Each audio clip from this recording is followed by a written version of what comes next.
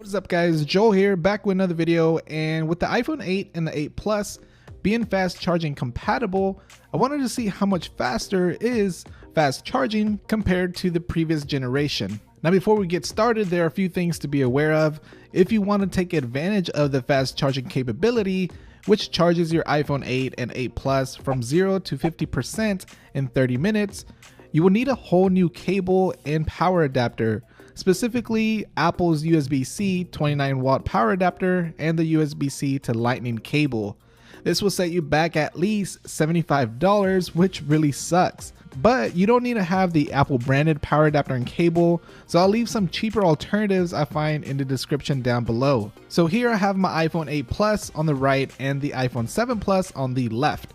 We'll be using the 29 watt USB-C power adapter for the iPhone 8 Plus and the standard 5 watt power adapter for the iPhone 7 Plus. Now you can also use the 10 watt or the 12 watt power adapter to charge the Plus models a bit faster, but since the 5 watt power adapter is what you normally get with your iPhone, we'll be using that for this video. Now when comparing the battery size on the iPhone 8 Plus to the iPhone 7 Plus, the iPhone 8 Plus is actually smaller with a 2691 milliamp battery, and the 7 Plus has a larger battery of 2900 milliamps.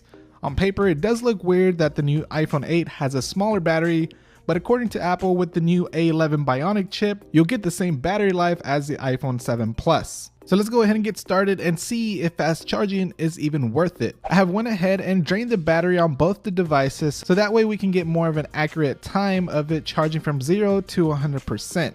So I have both of these connected to the same power surge, and here I have a switch where I can turn on the power surge.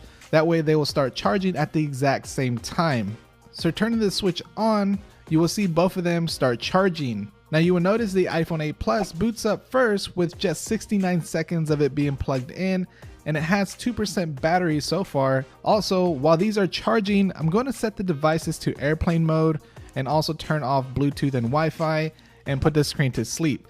This way both the screen and the connections won't be taking up battery, and we get a much faster charge from both of the devices. Now at 1 minute and 45 seconds, the iPhone 7 Plus finally boots up to the Apple logo and has just 1% of battery life. I'll go ahead and turn off Bluetooth and Wi-Fi and set this one to airplane mode as well. But fast forwarding it to 10 minutes, we already have 17% battery on the iPhone 8 Plus, while the iPhone 7 Plus has only 6% battery. So we already have more than double the amount of battery percentage on the iPhone 8 Plus, so it's looking good so far. Now skipping to 20 minutes, we are at 31% on the iPhone 8 Plus and only 13% on the iPhone 7 Plus. Now with fast charging, we're supposed to have about 50% battery with just a 30-minute charge.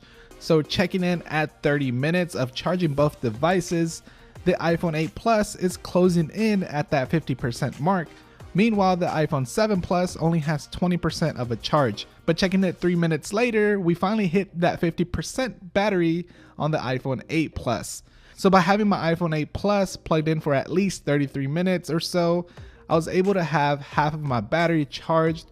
Not as bad as the iPhone 7 Plus, as that one only has 22% battery at 33 minutes.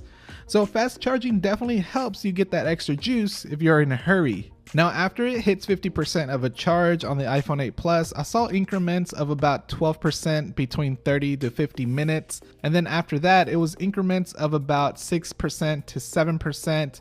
So in the end, the iPhone 8 Plus got a full battery charge at about 1 hour and 57 minutes.